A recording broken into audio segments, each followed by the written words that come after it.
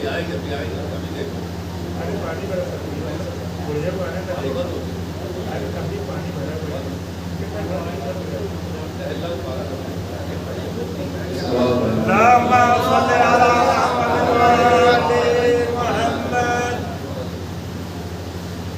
ایک غم حسین میں یہ بات ملتی ہے، بس ایک غم حسین میں یہ بات ملتی ہے، ہر ایک آنسو کے بدلے نجات ملتی ہے، ہر ایک آنسو کے بدلے نجات ملتی ہے، گلا کٹا کے بھی زندہ ہے کربلا والے، گلا کٹا کے بھی زندہ ہے کربلا والے، نہ ایسی موت نہ ایسی حیات ملتی ہے، نہ ایسی موت نہ ایسی حیات ملتی ہے۔ صلوات پڑھیں اللہم صلی علی محمد وعلی محمد۔ ایک اور صلوات پڑھیں اللہم صلی علی محمد وعلی محمد۔ جناب قاسم علیہ موت یہ ثابت ہوا کہ موت میں ہے شہد کی مٹھاس، ثابت ہوا کہ موت میں ہے شہد کی مٹھاس، تحقیق کے بغیر ہی تحقیق ہو گئی، تحقیق کے بغیر ہی تحقیق ہو گئی، بے شیر مسکرا دیا لذت پہ موت کی، بے شیر مسکرا دیا لذت پہ موت کی، قاسم تمہارے قول کی تصدیق ہو گئی، قاسم تمہارے قول کی تصدیق ہو گئی۔ صلوات پڑھیں اللہم صلی علی محمد وعلی محمد۔ ایک اور صلوات پڑھیں اللہم صلی علی محمد وعلی محمد۔ شجاعت ناز خود کرتی رہے کرار ایسا ہو، شجاعت ناز خود کرتی رہے کرار ایسا ہو، پڑھے قاتل قصیدہ صاحب کردار ایسا ہو، پڑھے قاتل قصیدہ صاحب کردار ایسا ہو، شب ہجرت کھچی تلوار کا خطرہ یہ کہتا تھا، شب ہجرت کھچی تلوار کا خطرہ یہ کہتا تھا، نبی ہو مطمئن بستر کا ذمہ دار ایسا ہو، نبی ہو مطمئن بستر کا ذمہ دار ایسا ہو، نہ وہ لالچ میں سوتا ہو نہ وہ ڈر ڈر کے روتا ہو، نہ وہ لالچ میں سوتا ہو نہ وہ ڈر ڈر کے روتا ہو، نبی لگتا ہو بالکل سو کے بھی بیدار ایسا ہو، نبی لگتا ہو بالکل سو کے بھی بیدار ایسا ہو، علی کی دیکھ کر معصومیت کہتی تھی خود نسلیں، علی کی دیکھ کر معصومیت کہتی تھی خود نسلیں، رہے محفوظ مومن صاحب تلوار ایسا ہو، رہے محفوظ مومن صاحب تلوار ایسا ہو، یزید شام کی ٹھکرا کے روایت شہ نے فرمایا، یزید شام کی ٹھکرا کے روایت شہ نے فرمایا، قیامت تک نہ کھل پائے زباں انکار ایسا ہو،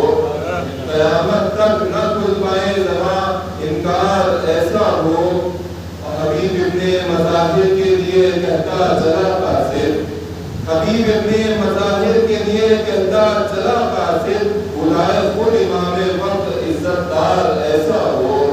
بلائے خود امام وقت عزت دار ایسا ہو، کٹے شانے تو پرچم کی بلندی سے صدا آئی، کٹے شانے تو پرچم کی بلندی سے صدا آئی، رکھے ہر حال میں اونچا علمبردار ایسا ہو، نہ پڑھنے دے قدم بھی خاک پر اور جیت دے میدان، نہ پڑھنے دے قدم بھی خاک پر اور جیت دے میدان، ادا اصغر کی بولی مرحبا فنکار ایسا ہو، ادا اصغر کی بولی مرحبا فنکار ایسا ہو، ہمیشہ کے لیے دین الہی کو جمع کر دے، ہمیشہ کے لیے دین الہی کو جمع کر دے، شفا ملتی ہو اس کے نام سے بیمار ایسا ہو، اگرچہ پاؤں میں بیڑی ہو پھر بھی ظلم تھک جائے، اگرچہ پاؤں میں بیڑی ہو پھر بھی ظلم تھک جائے، چلے اس شان سے وہ قافلہ سالار ایسا ہو، غم شبیر کے اشکوں کی مل کی مل جائے جہاں قیمت، میرے مالک سرے محشر کوئی بازار ایسا ہو۔ اگر الفت نہیں تو کم سے کم رشتے کی غیرت ہو، اگر الفت نہیں تو کم سے کم رشتے کی غیرت ہو، جنازہ چھوڑ کر جائے نہ رشتہ دار ایسا ہو، جنازہ چھوڑ کر جائے نہ رشتہ دار ایسا ہو۔ سلام علیکم۔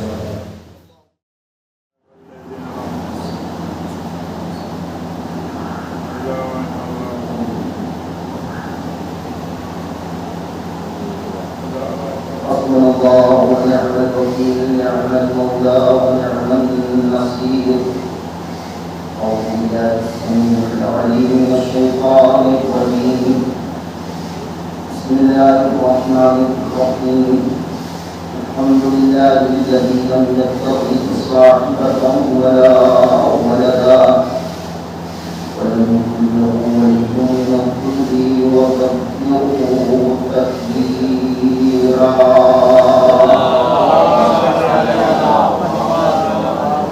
والصلاة والسلام والتحية والإكرام على رسول النبي الأمي الذي أرسله بالحق بشيرا ونذيرا وداعيا إلى الله بإذنه وسراجا منيرا. سيدنا ومولانا أبي القاسم محمد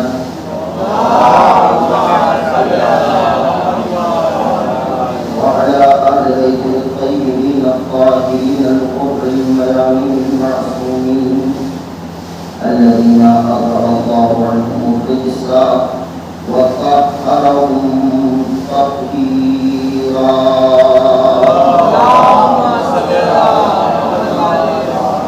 ولعنة الدائمة على أعدائكم أجمعين. أما بعد، فقد قال الصادق من آل محمد عليه الصلاة والسلام: أسأل الله أن يرزقني قلب قارئ مع إمام منصور. صلوات الله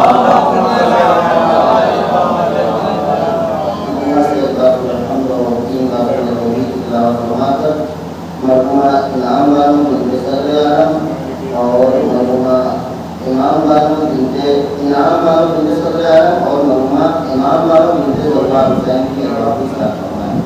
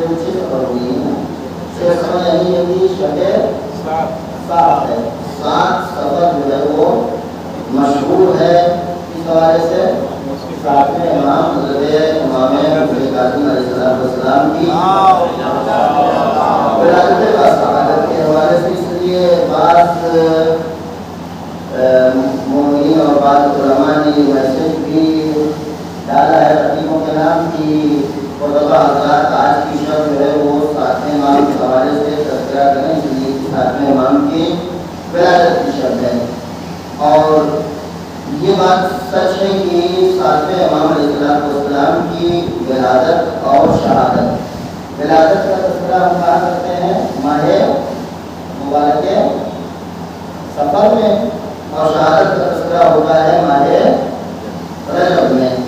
اور دونوں تاریخیں ایسی ہیں کہ یہ تاریخ ولادت کی، یہ تاریخ چونکہ گاؤں کی تاریخ کے درمیان ہے، اس لیے یہاں پر تو تذکرہ بالکل ہوتا ہی نہیں ہے۔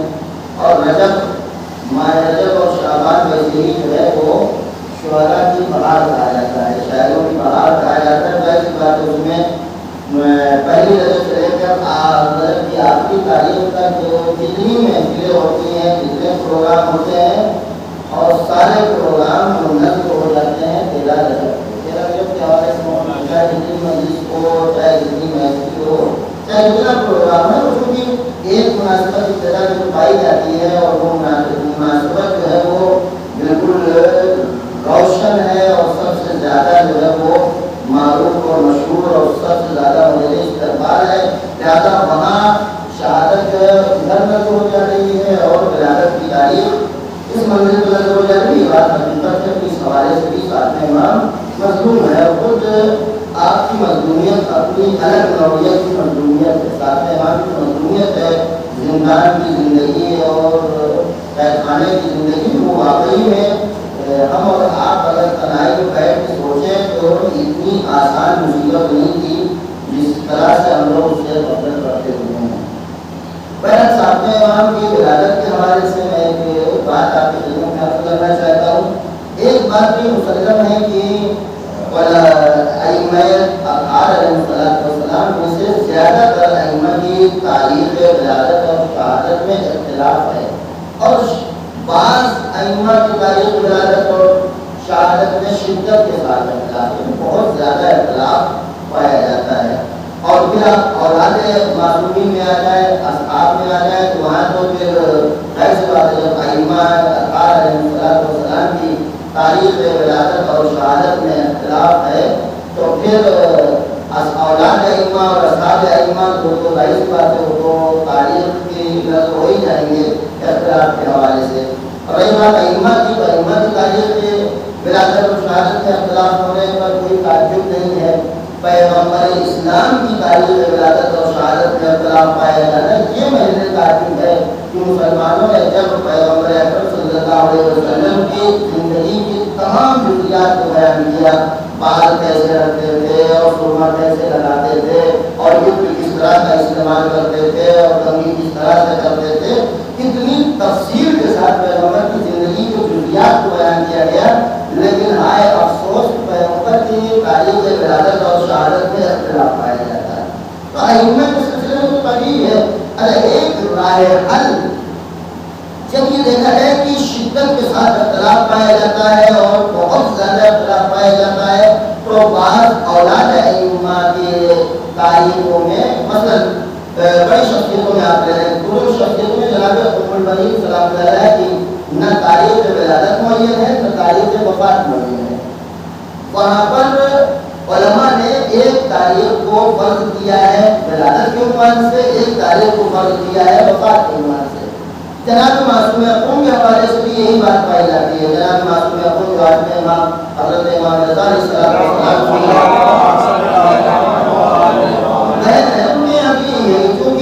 ان کی تاریخ ولادت اور تاریخ وفات میں شدت کے ساتھ یہ ہے کہ سن وفات میں بھی ان کے اختلاف پایا جاتا ہے شدت کے ساتھ۔ کچھ لوگ جو ہے وہ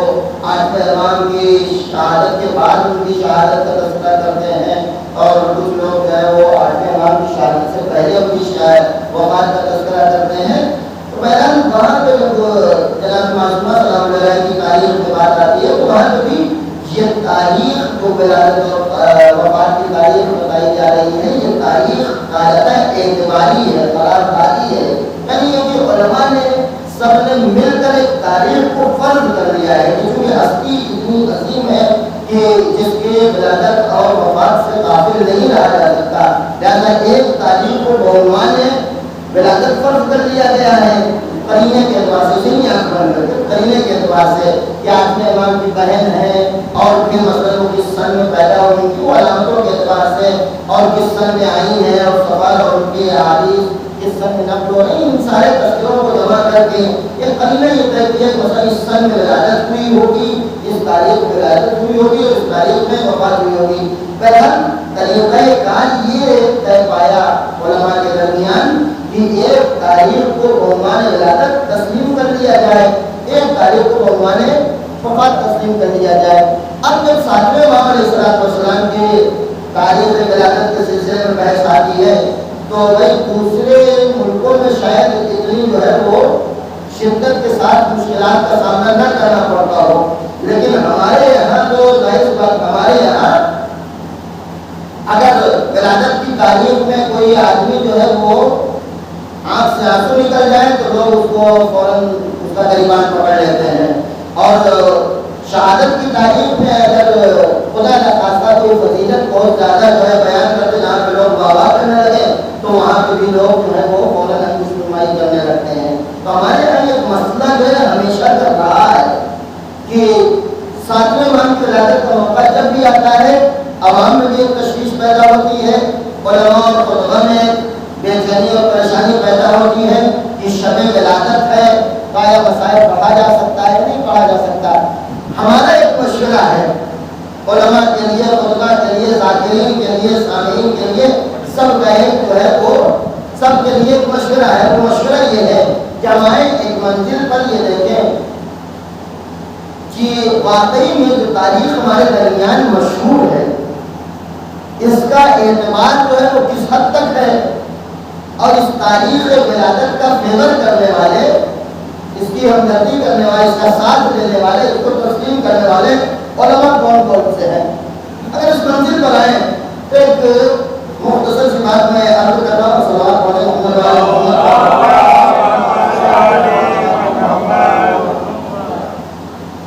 کیونکہ تاریخی حوالے سے میں گفتگو عرض کرنا چاہتا ہوں آپ کی خدمت میں، لہٰذا یہ بات بہت پوائنٹ ٹو پوائنٹ عرض کر رہا ہوں، اگر آپ کے ذہن میں نہ رہے تو آپ دوبارہ جو ہے وہ اس ریکارڈنگ کو سن سکتے ہیں۔ سب سے پہلی بات یہ ہے شیخ کلینی رحمۃ اللہ علیہ انہوں نے اصول کافی میں بس بہت مشہور شخصیت، شیخ مفید رحمۃ اللہ علیہ جن کی کتاب ہے الارشاد اور ایک دوسری کتاب ہے مسار الشیعہ، دو کتابیں، دونوں کتابوں میں، اور اسی طریقے سے شیخ مفید رحمۃ اللہ علیہ تہذیب الاحکام میں 7ویں امام کی ولادت کے حوالے سے 7 سفر کی تاریخ پر بالکل اعتنا اور توجہ نہیں دیا ہے۔ اسی طرح کا انہوں نے شیخ مفید رحمۃ اللہ علیہ نے اپنی دونوں کتابوں میں اور شیخ کلینی رحمۃ اللہ علیہ نے اپنی کتاب اصول کافی میں، اور اسی طریقے سے شیخ مفید رحمۃ اللہ علیہ نے اپنی تہذیب میں اس تاریخ کو بالکل توجہ نہیں دی ہے۔ 7ویں امام کی تاریخ ولادت 7 سفر کے حوالے سے اس کو انہوں نے کوئی تذکرہ نہیں کیا ہے۔ دوسری بات یہ ہے کہ بہت سے بزرگ علماء مطلب گاڑی سفید والے نہیں، بزرگ ہم لوگوں کی اصطلاح کو جو بزرگ کہا جائے، بزرگ کا مطلب یہ ہے کہ واقعی میں تاریخ تشیعوں میں جن کا کوئی نقش اور اثر رہا ہے، کوئی اثر و نگاہ رہا ہے تاریخ تشیعوں میں۔ بعض علماء کو ہے کہ ان کے کارناموں کو اگر آپ تاریخ تشیعوں سے ہٹا دیں تو وہ تاریخ تشیعوں میں سمجھتا ہوں ناقص اور ادھوری ہو جائے گی۔ انہی علماء میں سے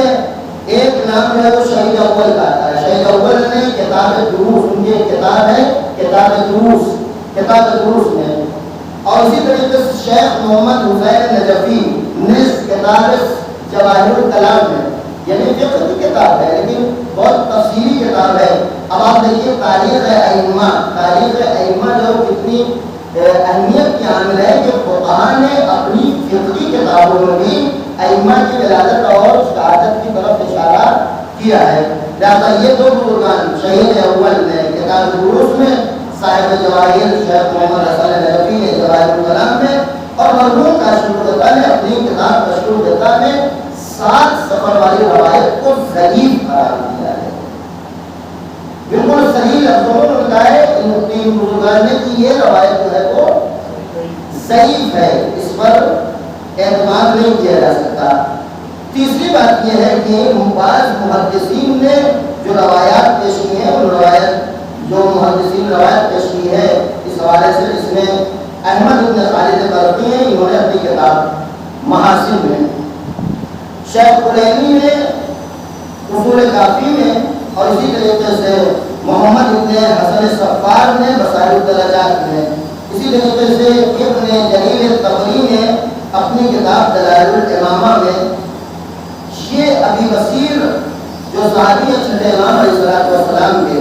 ان کے حوالے سے روایت نقل کرتے ہیں کہ 7ویں امام کی ولادت سن 127 ہجری میں اس وقت ہوئی ہے جب چھٹے امام اپنے اہل عیال کے ساتھ حج کر کے مدینے کی جانب واپس آ رہے تھے۔ چھٹے امام کا کاروان مقام ابوا میں پہنچا تھا اور مقام ابوا میں 7ویں امام علیہ السلام کی ولادت ہوتی ہے۔ ظاہر بات جب چھٹے امام حج کر کے چل رہے ہیں، حج کی تاریخ تو ختم ہو جاتا ہے، حج ختم ہو جاتا ہے، 10 دن ہی کی آخری تاریخ ہے، 10 دن کو جب حج ختم ہو گیا، اب امام چلے فرض کر رہے ہیں ماننے کہ 12-13 کو بھی چلے ہوں گے، تو جب امام ابھی مدینے اور مکے کے راستے میں ہے، ابھی محرم کا وچار نہیں نکلا ہے کہ جائے کہ سفر کا مہینہ آ جائے، ابھی سفر نہیں آیا ہے، ابھی ذوالحجہ کا مہینہ ہے، لہٰذا انہوں نے صحیح روایت نقل کیا ہے کہ 7ویں امام کی ولادت جو ہے وہ ماہ ذوالحجہ میں ہوئی ہے، اس وقت جب چھٹے امام اپنے اہل عیال کے ساتھ مکے سے حج کر کے واپس آ رہے تھے۔ اور اس کے بعد آخری بات اس سلسلے میں، چوتھی بات اور آخری بات یہ کہ ابن جریر طبری جو 4 صدی میں جی رہے تھے اور 4 صدی میں ان کا انتقال ہوا ہے، انہوں نے دلائل الامامہ میں حضرت امام عسکری علیہ السلام کے حوالے سے ایک روایت نقل کی ہے کہ جس سے یہ ثابت ہوتا ہے کہ 7ویں امام کی ولادت ماہ سفر میں نہیں ہے۔ لہذا اگر آپ ان جو ہے بزرگان اور علماء اور ان کتابوں پر تھوڑا بھی اعتماد اور بھروسہ رکھتے ہیں تو آپ یہ طے کر لیں کہ 7ویں امام کی ولادت ماہ سفر میں ہے ہی نہیں، کیا اور آپ اتنے اختلافات اور اتنے جو ہے وہ پریشانیوں میں مبتلا ہوں۔ 7ویں امام کی ولادت کی تاریخ ماہ ذوالحجہ میں قرار پاتی ہے، وہاں جو ہے ہم وہاں تحقیق کر کے تاریخ جو ہے جو بیان کی جا رہی ہے اس تاریخ میں 7ویں امام علیہ السلام کا تذکرہ کریں۔ سلامات پڑھنے شہرت اتنی جو ہے خطرناک چیز ہے کہ شہرت سے کترانا ہے آدمی کے بس کی بات نہیں ہے۔ آپ نے بہت آسانی سے برداشت کر لیا، بعض وہ بزرگان یہاں پر موجود نہیں ہے، ورنہ وہ کہتے ہیں کہ ہمارے بزرگان پاگل تھے کیا؟ یہی کہتے ہیں کہ کیا ہمارے بزرگ جو ہے پاگل تھے کیا، ہمارے بزرگ کیا پڑھے لکھے نہیں تھے کیا؟ ابھی تو اس میں بحث نہیں ہے کہ ہمارے بزرگ پڑھے لکھے نہیں تھے، لیکن اس بات کو تو آپ کو تسلیم کرنا ہی پڑے گا کہ بزرگوں کے پاس امکانات بہرحال کم تھے۔ اس زمانے میں نہ کتابوں تک دسترسی آسانی سے حاصل کی اور نہ ہی جو ہے وہ تحقیق اتنی آسان تھی۔ ایک کتاب کو حاصل کرنے کے لیے بعض بزرگان کو نہ جانے کئی مہینے لگ جاتے تھے، لہذا آپ یہی صاحب اوقات الانوار آپ روحی کے دادا ہوتے ہیں، صاحب اوقات الانوار پر شاید دادا ہوں گے۔ صاحب اوقات الانوار کو ایک روایت کا حوالہ چاہیے تھا کتاب میں، روایت انہوں نے ان تک کہیں سے پہنچی تھی، اس کا حوالہ چاہیے تھا کہ فلاں کتاب میں ہے۔ اب آپ سب بھی سمجھ لیں کہ کتنی دشوار تھا، کتنا دشوار تھا کسی کتاب کا رسائی کرنا، کسی کتاب کو حاصل کرنا۔ یہ ایک روایت کا حوالہ تلاش کرنے کے لیے سعودیہ میں انہوں نے ایک مفتی کے یہاں جھاڑو پوچھا کیا ہے کئی سال تک، ایک روایت کے لیے۔ اس ایک روایت کے لیے انہوں نے مفتی کے یہاں کئی مہینے لگا جھاڑو پوچھا کیا ہے، جھاڑو پوچھا بہانا لگا کر یہ اس کی لائبریری میں داخل ہوئے ہیں اور اس کی لائبریری سے باقاعدہ جو ہے وہ استفادہ کر کے پھر یہ واپس آئے تھے۔ لیکن یقین جانیے کہ علماء جو ہمارے بزرگان جو ان کے پاس امکانات کم تھے، کتابیں کم تھیں، اور سب سے آخری بات یہ ہے کہ آپ یہ سمجھ لیں کہ آج کے دور سے زیادہ کہیں حالات خراب تھے بزرگان کے۔ یہ میں کرار صاحب کی بات کر رہا ہوں کہ انہوں نے خود اپنے ہاتھوں سے اپنی کتاب میں لکھا ہے۔ کرار صاحب مرحوم نے اپنی کتاب میں لکھا ہے کہ مجلس پڑھنا ہماری مجبوری ہے، اگر ہماری معاش کا انتظام کہیں اور سے ہو جاتا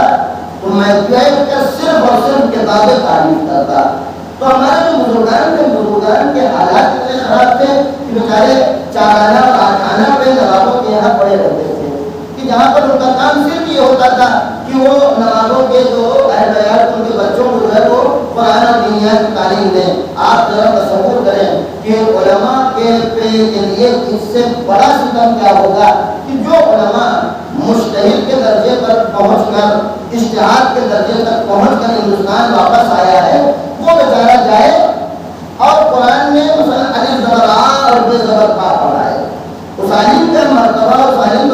یہ تھا کہ وہ سماج کے لیے تحقیقات کرتا، سماج کے لیے تاریخ جو ہے وہ باقاعدہ تحقیق کر کے لوگوں کے سامنے پیش کرتا۔ وہ بیچارہ چارانہ اور آٹھانہ کی نوکری کے لیے نوابوں کے یہاں پڑا رہتا تھا۔ اس سے بڑے خطرناک اور خراب حالات نہیں ہو سکتے ہیں۔ لہٰذا چونکہ آج کا دور جو ہے وہ تحقیق کا دور ہے اور تحقیق کرنا بھی نہایت آسان ہے، لہٰذا ہم اور آپ اس مشکل کو آسانی سے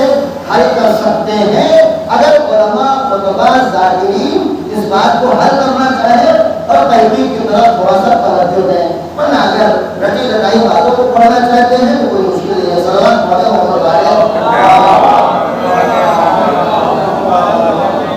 اب چونکہ وقت بہت کم رہ گیا ہے، بہت مختصر سے وقت میں اپنے موضوع سے متعلق کچھ باتیں عرض کر کے آپ کی زحمت کو ختم کرنے کی کوشش کروں گا۔ حقیقی اقتدار کے عنوان سے ہماری بحث جو ہے وہ اس منزل پر پہنچی تھی کہ ذات عاشورہ میں دو طرح کی مصیبتوں کا تذکرہ ہے۔ ایک مصیبت کا نام ہے عظیم مصیبت، ایک کا نام ہے اعظم مصیبت۔ دو مصیبتیں ہیں، مصیبت عظیم اور مصیبت اعظم، دونوں میں فرق ہے۔ مصیبت عظیم کیا ہے؟ زیارت عاشورہ میں جس چیز کو مصیبت عظیم کہا گیا ہے، کوئی مصیبت عظیم جس پر ہم آنسو بہاتے ہیں، جس پر ہم ماتم کرتے ہیں، جس کا ہم نوحہ پڑھتے ہیں، جس کو مصائب کے منزل پر تذکرہ کرتے ہیں، وہ قتل ہے، پیاس ہے، اسیری ہے، قید خانہ ہے، مصیبتیں ہیں، پریشانیاں ہیں۔ یہ سارے وہ مصائب جو ہم بیان کرتے ہیں، جن پر آنسو بہاتے ہیں، جن کو یاد کرتے ہیں، یہ سارے وہ مصائب ہیں جسے زیارت عاشورہ میں بعنوان مصیبت عظیم بیان کیا گیا ہے۔ لیکن جس چیز کو بعنوان مصیبت اعظم بیان کیا گیا ہے، اعظم مصیبت، یہ اعظم مصیبت نہیں ہے جسے پر ہم ملیا کرتے ہیں۔ مصیبت اعظم جو ہے وہ نہیں ہے کہ جس پر ہم نوحہ پڑھتے ہیں۔ مصیبت اعظم وہ چیزیں نہیں ہے کہ جس پر مرثیہ کہا جاتا ہے۔ مصیبت اعظم اگر ہم اور آپ توجہ دیں تو مصیبت اعظم یہ ہے کہ وہ ہستی، وہ ذات کہ جو بشریت کی حیات کا ضامن ہے، بلکہ یہ کہا جائے بشریت کی انسانی حیات کا ضامن ہے، اسے قتل کر دینا، اسے سماج سے ختم کر دینا، یہ ہے عظیم مصیبت۔ اور اسی لیے زیارت عاشورہ جس فطرے کو میں نے مولانا سلامہ کلام پیش کیا ہے، اس کو اگر آپ نے توجہ دیا ہو تو میں نے جو وہاں لکھا ہوا آپ پڑھیں گے یا بعض جگہوں پہ آپ پڑھیں گے مواقع وغیرہ میں، اس سے تھوڑا سا الگ ہٹ کے پڑھا ہے۔ اس میں اگر آپ پڑھیں گے تو وہاں پر یہ فقرہ جس کو میں نے سلامہ سخن قرار دیا وہ اس طریقے سے اسأل اللہ ان یرزقنی طلبا طارقا مع امام منصور۔ ہم پروردگار سے مطالبہ کرتے ہیں کہ پروردگار عالم، ہم دعا کرتے ہیں بارگاہ الہی میں، اللہ سے دعا ہے ہماری کہ پروردگار عالم ہمیں طارقہ اگر کہتے ہیں تو ہمیں اے حسین آپ کے خون کا بدلہ لینے کی توفیق عطا فرمائے۔ امام منصور یعنی امام زمانہ عجل اللہ تعالیٰ فرجہ شریف کی ہمراہی اور ان کے احترام میں، لیکن ہم نے جو فقرہ پڑھا ہے وہ یہ کہ اسأل اللہ ان یرزقنی طلب طاری مع امام منصور۔ پروردگار سے ہم یہ دعا کرتے ہیں پروردگار تو ہمیں توفیق عطا فرما کہ ہم اپنا بدلہ لے سکیں، اپنا بدلہ لے سکیں امام زمانہ عجل اللہ تعالیٰ فرجہ شریف کے رکعت میں۔ صلوات پڑھیں محمد یہ دونوں چیزیں الگ ہیں۔ طارقہ یعنی امام حسین علیہ السلام، آپ کے خون کا بدلہ لینا ہے۔ ایک وقت ہم کہہ رہے کہ طلبہ تعلیم، اچھا یہ نہیں ہے کہ میں پہلی بار میں آپ کے سامنے پیش کر رہا ہوں یہ عبادت اور یہ نسخہ میں پہلی بار نہیں پیش کر رہا ہوں، بلکہ زیارت عاشورہ کی آپ اگر نسخوں کو دیکھیں گے اور جہاں زیارت عاشورہ نقل ہوئی ہے، بلکہ عربی رسم الخط میں جہاں پہ زیارت عاشورہ چھپی ہے، شائع ہوئی ہے، وہاں پہ طارقہ کے آگے جو ہے وہ بریکٹ میں قاری لکھتے ہیں، اس بات کا اشارہ کرنے کے لیے کہ یہ بھی ایک نقل پایا جاتا ہے۔ اب آپ اپنے ذہن کو متوجہ کریں اس منزل کی جانب جس کو میں نے مصیبت عظیم اور مصیبت اعظم سے بیان کیا ہے. مصیبت عظیم اہل بیت کی مشکلات کا تذکرہ کرنا ہے، اہل بیت کے مصائب اور آلام کا تذکرہ کرنا ہے. لیکن اعظم مصیبت جسے عاشورہ کہا جا رہا ہے وہ مصیبتیں نہیں ہیں جو کربلا میں انجام پائی، وہ مصیبتیں نہیں ہیں کہ جو شام کوفہ کے بازار میں انجام پائی، بلکہ اعظم مصیبت یہ ہے کہ انسانوں کو دنیا میں ایمان سے محروم کر دیا جائے. ایمان کے وجود سے محروم کرنا یہ عالم انسانیت کے لیے یہ سب سے سنگین مصیبت ہے، سب سے بڑی مصیبت ہے اگر ہم اور آپ کو قبول کریں. جناب زہرا سلام اللہ علیہ سلام پڑھو. آپ ان کا خطبہ فدق اٹھا کر دیکھیں یا جو خطبہ انہوں نے مہاجر اور انصار کے عورتوں کے درمیان دیا ہے، اس خطبے میں جناب زہرا سلام اللہ علیہ کا گریہ اور جناب زہرا سلام اللہ علیہ کا مرثیہ اور نوحہ اس بات کی پر منحصر نہیں کہ تم نے باغ الفتح ہم سے چھین لیا. جائیے آپ دیکھ لیجیے باغ الفتح کا تذکرہ اس خطبے میں، پورے خطبے میں کہیں پر ہوا ہو باغ الفتح کا تذکرہ. اس پورے خطبے میں جناب زہرا سلام علیہ جس بات کو بعنوان درد بیان کر رہی ہے، جس بات کو بعنوان تکلیف بیان کر رہی ہے کہ تم نے اس چیز کو کل اس کام کو انجام دے کے تم نے لوگوں کو علی کے دروازے سے دور کر کے انسانوں کا نقصان کیا ہے. اور باقاعدہ تعبیر استعمال کی ہے کہ جس خلافت کی اونٹنی پر تم سوار ہوئے ہو، اب یہ خلافت کی اونٹنی سے لوگوں کو میٹھا دودھ نصیب نہیں ہوگا. اب یہ اونٹنی جو ہے تمہیں جو دے گی وہ خون آلود دودھ عطا کرے گی، یہ خون آلود دودھ دے گی، یہ تمہارے لیے زہر بنے گا. لہذا چونکہ انسانوں کو ایمان کے دروازے سے دور کیا گیا، ایمان کو شہید کر کے، ایمان کو قتل کر کے لوگوں کو محروم کر دیا گیا ایمان کے وجود سے، لہذا اس سے بڑا کوئی ستم ہو ہی نہیں سکتا ہے. اس لیے پروردگار عالم کی زیارت عاشورہ آپ اٹھا کر پڑھیں جس میں اس منزل کو اتنی خطرناک منزل سمجھتا ہے کہ پروردگار عالم یہاں پر لعنت و ملامت کر رہا ہے. فلعن اللہ امة دفعتکم عن مقامکم، جہاں پہ قتل پر لعنت کر رہا ہے پروردگار عالم اس منزل پر. یہ عظیم مصیبت ہے، اس سے بڑی مصیبت کاش ہم اور آپ یہ محسوس کر سکتے کہ ایمان کے وجود سے محروم ہونا کتنی بڑی مصیبت ہے، تو ہم اور آپ شاید ایک درجہ حقیقی عزاداری کی جانب بڑھ جاتے ہیں. ورنہ ہم اور آپ جو عزاداری انجام دے رہے ہیں یہ ابھی حقیقی عزاداری کی جانب ہم اور آپ بڑھے بھی نہیں ہیں. حقیقی عزاداری اس وقت نصیب ہوگی جب انسان یہ محسوس کر سکے، جب یہ سمجھ سکے کہ واقعی میں ہم انسانوں کو، ہم تمام بشریت کو ایمان کے وجود سے محروم کر دیا گیا ہے. تو آج اگر ہم ایمان کے ظہور سے محروم ہیں اس میں کس کا حال ہے؟ ایمان کے وجود سے، ایمان کے ظاہری وجود سے ہم محروم ہیں. ایمان کا وجود ہے لیکن غیبت میں ہے، ایمان ہمارے سامنے نہیں، ظہور کا زمانہ نہیں ہے، غیبت کا زمانہ ہے. اور یہ غیبت کا زمانہ آپ کیا سمجھتے ہیں؟ یہ بس ایسی نارمل اور معمولی حالت ہے. انسان توجہ دے، ایک چھوٹے سے چھوٹا مسئلہ نہیں حل ہو پاتا ہے، بلکہ میں اس منزل پر تو یہاں پر یہ کہا کرتا ہوں ایک چاند کا مسئلہ تو ہم اس میں حل کرنے میں ایک دوسرے کا کالر پکڑنے لگتے ہیں. ایک جمعے کا مسئلہ حل کرنے میں ہم اور آپ 10 بے جانبان ہو جاتے ہیں. تو ظاہر کہ بڑے بڑے مسائل ہیں کہ جہاں پر اختلاف کی نہ جانے کتنی جو ہے کوالٹی پائی جاتی ہے. آج یہی مسئلہ جو ہے آپ اصولی اور اخباری کا جو چل رہا ہے اور ملنگی اور غیر ملنگی کا چل رہا ہے، یہ ساری کن حالات کی دین ہے؟ صرف انہی حالات کی دین ہے کہ ہم اور آپ ایمان کے حضور سے محروم ہیں. ہمارے ایمان ہمارے سامنے نہیں ہے. لہذا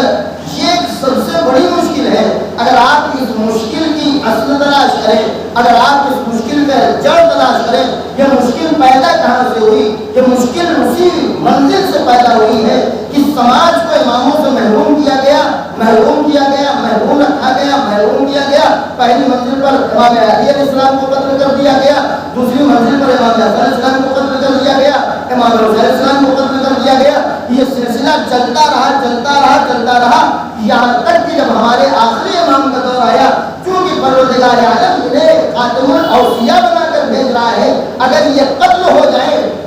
انسانیت حیات انسانی سے محروم ہو جاتی ہے۔ پروردگار نے یہ نہیں چاہا کہ انسانیت حیات انسانی سے محروم رہے، لہذا انہیں پردے میں ہٹا رکھ لیا۔ اور جب وقت آئے گا، وقت کب آئے گا؟ جب ہم بیدار ہو جائیں گے۔ وقت کب آئے گا؟ جب ہم رسمی عزاداری سے حقیقی عزاداری کی منزل میں پہنچ جائیں گے۔ تب وقت آئے گا کہ پروردگار عالم اپنی آخری حجت کو ہمارے سامنے دے۔ ورنہ جب تک ہمارے اندر بیداری پیدا نہ ہوگی،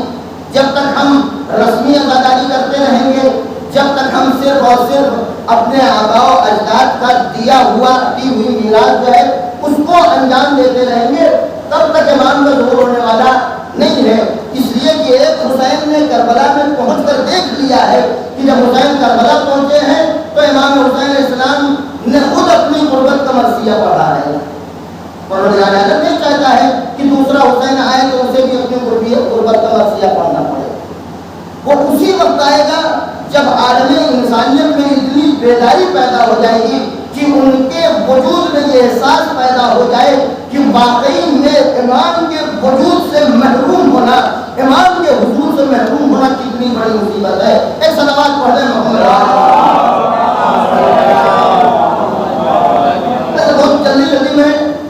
عزادار اور عزاداری کے مراتب کو بیان کر رہا ہوں اور اس کو ذہن میں رکھیے گا۔ عزادار اور عزاداری کے مراتب کیا ہیں؟ 3 مرحلے جو عزاداری کے ہیں اور عزادار کے ہیں، یہ 3 مرحلے وہ ہیں کہ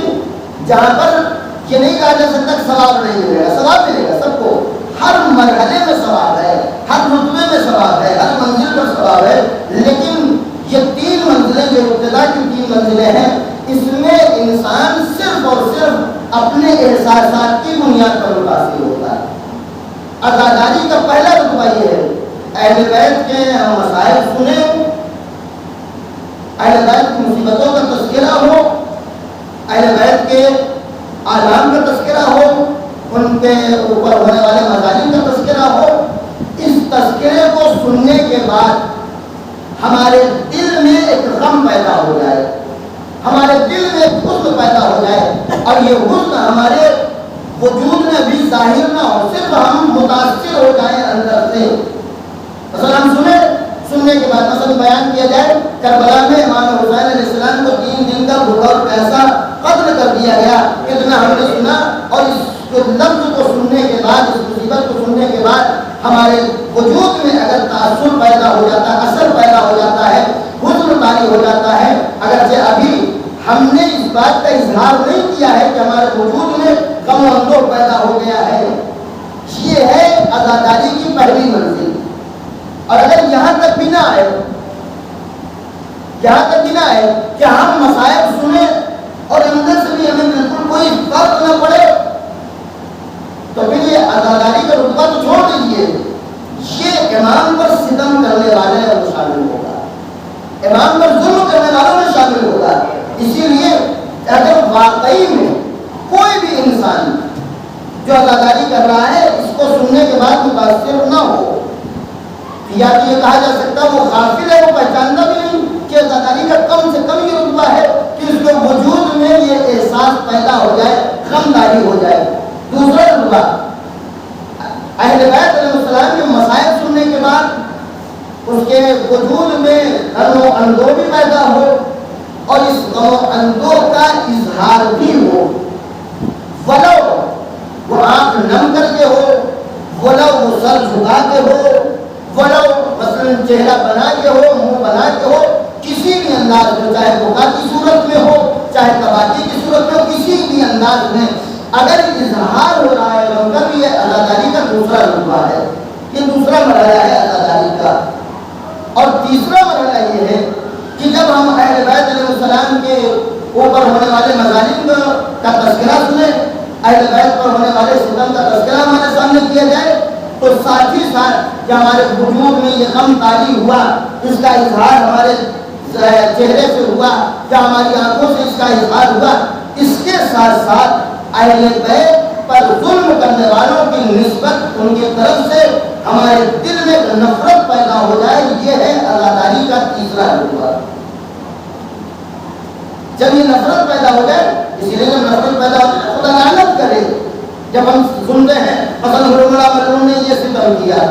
خولی نے یہ ظلم کیا، سنان نے یہ ظلم کیا، تو جہاں ہم گریہ کر رہے ہیں وہاں ہمارے وجود میں یہ لعنت اور نفرت بھی پیدا ہونی چاہیے کہ خدایا تو ان پر لعنت کر جنہوں نے اہل بیت علیہ السلام پر ستم کیا۔ اور بلکہ زیادہ عاشورہ میں تو یہ تک ہمیں تعلیم دی گئی کہ دیکھو جس وقت اہل بیت پر ہونے والے مظالم کا تذکرہ ہو تو تم صرف اور صرف جو ظاہر میں ان پر ظلم ڈھا رہے انہیں پر نہیں بلکہ ان پر بھی لعنت کرنا جنہوں نے ان پر ظلم کی بنیاد قرار دیا ہے۔ ایک صلوات پڑھنے محمد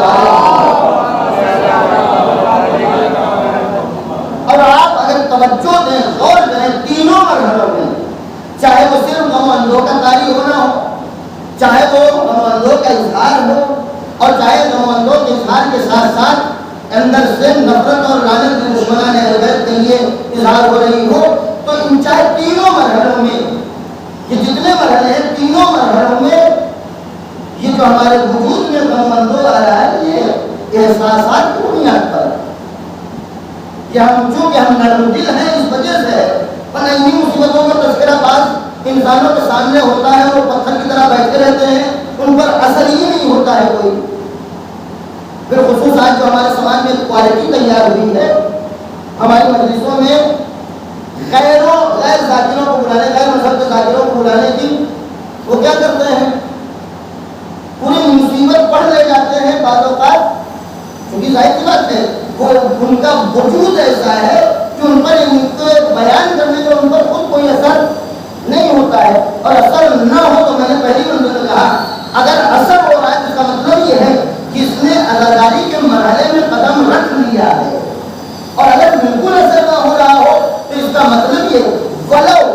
عزاداری کے کم سے کم رتبہ میں بتا رہا ہوں کم سے کم رتبہ یہ ہے کہ انجام میں اگر انسان کچھ نہیں کر سکتا تو کالا کپڑائی اس عالمیت سے پہن رہا ہے کہ ہمارے وجود سے کم کا اظہار ہو جائے تو یہ عزاداری کا کم سے کم رتبہ ہے، لیکن اگر اتنا بھی نہ ہو تو پھر انسان دشمنان اہل بیت کی فہرست میں شامل ہو جائے گا۔ تو عزیزان گرامی یہ تینوں مرحلوں میں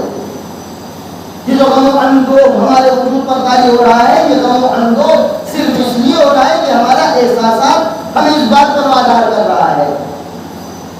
ہماری نرم دلی اس جانب ہمیں لے جا رہی ہے، ورنہ اگر اس منزل تک ہم کھڑے رہ جائیں تو غیروں کے درمیان اور ہمارے درمیان کوئی فرق نہیں رہے گا۔ اگر آپ دیکھنا چاہیں کہ عزاداری آپ سے بات کرتے ہیں تو یہاں تک والی عزاداری ہم بھی کرتے ہیں اور غیر بھی کرتے ہیں۔ ابھی آپ اربعین کے موقع پر کربلا کی جو ویڈیو آئے گی دیکھ لیجیے گا، اس میں مسیحی بھی آتے ہیں، کلیمی بھی آتے ہیں، بائزیدی بھی آتے ہیں، مختلف مذاہب اس میں آتے ہیں اور سب کالا لباس پہن کر آتے ہیں، کالا کپڑا پہن کر آتے ہیں، بلکہ بعض غیر جو ہے وہ ان مناظر کو دیکھ کر متاثر ہوتے ہیں، گریہ بھی کرتے ہیں۔ تو اگر ہم اور آپ بھی صرف انہی میں محدود رہ جائیں تو اس کا مطلب یہ ہے کہ غیروں کی اور ہماری عزاداری میں کوئی فرق نہیں ہے۔ عزیزو جب تک انہی تین منزلوں میں ہم محدود رہیں گے غیروں میں اور ہم میں کوئی فرق نہیں رہے گا۔ اگر ہم غیروں سے الگ ہونا چاہتے ہیں تو عزاداری کو تیسرے مرحلے سے نکال کر چوتھے مرحلے تک لے جانا پڑے گا، اور چوتھا مرحلہ عزاداری کا وہ ہے کہ جہاں پر ہمارے اندر انتقام کا احساس پیدا ہو جائے، جہاں ہمارے اندر یہ احساس پیدا ہو جائے کہ خدایا تو ہمیں توفیق دے کہ ہم اپنے امام زمان کے رکاب میں شامل ہو کر اس نقصان اور اس ضرر کا بدلہ لے سکے جو نقصان عالم انسانیت کا ہوا ہے، جو عالم انسانیت کا خسارہ ہوا اس خسارے کا بدلہ لینے کا اگر احساس انسان کے اندر پیدا ہو جائے تو یہ احساس انسان کو ان تین مرحلوں سے نکال کر یہ کہا جائے دنیا کے تمام عزاداری کے طریقوں سے نکال کر دنیا کے تمام عزاداروں کے قسموں سے نکال کر انسان کو یہ مرحلہ پہنچا دے گا حقیقی عزادار کے مرحلے میں۔ ایک صلوات پڑھ لیں انشاءاللہ اس کے حوالے سے مزید گفتگو بعد میں کی جائے گی، چونکہ ایام سفر ہے، ایام سفر میں اہل بیت علیہ السلام کی اسارت کی مصیبتوں کو بیان کرنا میں بہتر سمجھتا ہوں۔ ایام میں چونکہ ماہ سفر جب سے شروع ہوا ہے میں نے کوشش کی ہے کہ ہم خود اپنے پہلی منزل پر اپنے طور پر یہ کہہ رہے ہیں اور پھر دوسری منزل پر آپ تمام لوگوں کے لیے کہ ہم اور آپ اہل بیت علیہ السلام کے اس مصیبت کا احساس کر سکیں جو مصیبت اہل بیت علیہ السلام کے لیے بہت سنگین تھی، بہت دردناک تھی. بلکہ فارسی کے شاعر بلکہ میں یہاں پر جملہ آپ کے حوالے کرتا چلوں کہ شاید اردو شعراء نے شام کی مصیبتوں کو اس انداز سے نہیں بیان کیا ہے جتنے پیارے اور حسین انداز میں فارسی کے شعراء نے شام کی مصیبتوں کو بیان کیا. ایک شاعر یہاں پر اس منزل پر شام کی مصیبتوں کو عظمت کو اور اس کی بزرگی کو سمجھانے کے لیے کہتا ہے کہ روزے در یک کلام وای از شام. یعنی مطلب یہ ہے کہ اگر ایک جملے میں مصیبت پڑھنا ہو بس انسان یہ کہتے ہیں ہائے شام. شام کی مصیبتوں کا حوالے تو روزے در یک کلام وای از شام، زخم بے التیام وائے الشام. ایک ایسا زخم جو اہل بیت کا کبھی پر نہیں ہوا وہ ہے شام کی مصیبت. شام کی مصیبتوں کے لیے فارسی کا دوسرا شعر میں آپ کی خدمت میں عرض کر رہا ہوں. شام شہر محنت و رنج و بلا، شام شہر محنت و رنج و بلا، شام یعنی سخت طرز کربلا. شام وہ شہر ہے جو اہل بیت کے لیے رنج و بلا کے شہر ہے. شام وہ شہر ہے جہاں اہل بیت پر سخت ترین مصیبتیں آئی ہیں. کیوں سخت ترین مصیبتیں ہیں؟ عزیزو فارسی کا شعر میں آپ کی خدمت میں عرض کروں گا کہ بے تازیان و دشنام و زنگ و زخم زبان، بے تازیان و دشنام و زنگ و زخم زبان، بے شہر شام شدہ فکرت تو استقبال. یا رسول اللہ شام میں آپ کے طرف کا استقبال گالیوں سے کیا گیا ہے، پتھروں سے کیا گیا ہے، تانوں سے کیا گیا ہے. عزیزو واقعی میں شام کی مصیبتیں بڑی سخت مصیبتیں ہیں. اہل بیت کی اصالت یہ اپنی جگہ اتنی سنگین مصیبت ہے کہ علماء یہ جملہ اس منزل پر استعمال کرتے ہیں کہ یہ سابقہ نہیں تھا اہل بیت علیہ السلام کی تاریخ میں کہ اس سے پہلے اہل بیت کی کسی فرد کو اسیر کیا گیا ہو اور پھر رسالت کی وہ منزل کہ اسیر کر کے جس انداز میں لے جایا جا رہا ہے شام و کوفہ کی منزلوں میں اور پھر خصوص یہ کاروان کوفے سے چلا ہے کہ یہ منزل اور سخت ہو جاتی ہے. اس لیے کہ کربلا سے جب کوفے داخل ہوا تھا تو دشمن نے اتنی احتیاط رکھا تھا کہ کوفے میں ان کے ماننے والے پہلے تھے. ہو سکتا ہے ان کے جذبات بیدار ہو جائے، ہو سکتا ہے ان کے احساسات بیدار ہو جائے، لیکن جب شام سے یہ کاروان چلا ہے تو اب نقلے آتا ہے، دشمنوں کا مجمع ہے. عزیزو ذرا ایک لمحے کے لیے یہی تصور کر لیں زینب کے لیے یہ منزل کتنی سخت رہی ہوگی. یہی زینب ایک موقع وہ تھا کہ جب چاروں طرف بنی ہاشم کے جوانوں کا حلقہ ہوتا تھا. اب وہ دور وہ تھا کہ جہاں زینب کا سایہ کسی نے نہیں دیکھا تھا، جہاں زینب کی آواز کسی نے نہیں سنی تھی. لیکن جب یہ کاروان کوفے سے شام کی جانب چلا ہے تو ہائے زینب کی مظلومیت. زینب اس دوران چاروں طرف نغمے آتا ہے اور وہ زینب جس کی آواز کبھی کسی نامحرم نے نہ سنی تھی، زینب کو کبھی شمر سے ہمکلام ہونا پڑے، کبھی سلام سے ہمکلام ہونا پڑے. عزیزو بڑی سخت مصیبت ہے. اس مصیبت کے حوالے سے میں سید سرکار کے حوالے سے پانچویں امام نے ایک دن اپنے بابا سے یہ خواہش لائی تھی، بابا آپ شام کی مصیبتوں میں سے کوئی مصیبت ہمارے لیے بیان کیجیے. پانچویں امام شام میں تھے، بچپنا تھا. پانچویں امام چاہتے تھے بابا اپنی زبان سے مصیبت بیان کرے، اس لیے کہ معصوم زبان بیان کرے گی مصیبت، اس مصیبت کا اثر ہوگا. لہذا پانچویں امام نے جب سوال کیا بابا مصیبت بیان دیجیے تو شام کی مصیبت کا پہلا جملہ آپ نے فرمایا حملنی علی بغیر بتا. اے بیٹا ہم لوگوں کو شام لے جاتے وقت بے تجاوز اونٹوں پر سوار کیا گیا اور سید سجاد کے لیے ارباب مقاتل لکھتے ہیں سید سجاد کو بے تجاوز اونٹ کو اونٹ لیکن ایک ایسے مریض اور بیمار اونٹ پر سوار کیا گیا تھا جو اونٹ صحیح طریقے سے راستہ چل نہیں پا رہا تھا. اگر اونٹ پر تجاوز نہ ہو اس پر کوئی سوار ہو جائے تو کتنی تکلیفوں میں مبتلا ہوگا یہ وہی جانتا ہے. اس کے بعد آپ نے فرمایا ہوگا رسول حسین علی علم اور اس قافلے میں سر حسین کو بار بار نیزے پر رکھا جا رہا تھا اور شام کے بازار میں جب پہنچا ہے شام میں داخل ہوا ہے تو سر حسین مستقل نیزے پر قرار دے دیا گیا. اور اس سے پہلے یہ کیا جاتا تھا جہاں کاروان ٹھہرتا تھا، جہاں کاروان رکتا تھا وہاں شہداء کے سر سندوق سے نکالے جاتے تھے، نیزوں پر قرار دیے جاتے تھے، نیزوں پر رکھے جاتے تھے۔ آج ذرا تھوڑی دیر کے لیے یہی تصور کر لیں، ایک سر کو اگر بار بار نیزے کی ہڈی پر رکھا جائے تو اس پر کیا حال ہو سکتا ہے؟ ولاش حسین علی علم، سر حسین کو نیزوں پر قرار دیا جاتا تھا، نساؤں علی بغال، ہماری عورتوں کو خچروں پر سوار کیا گیا تھا۔ اب مصیبت یہ ہے عزیزو، اندما اجمل حجر عین قرئ راسو علی روم، آپ فرماتے ہیں مصیبت تو یہ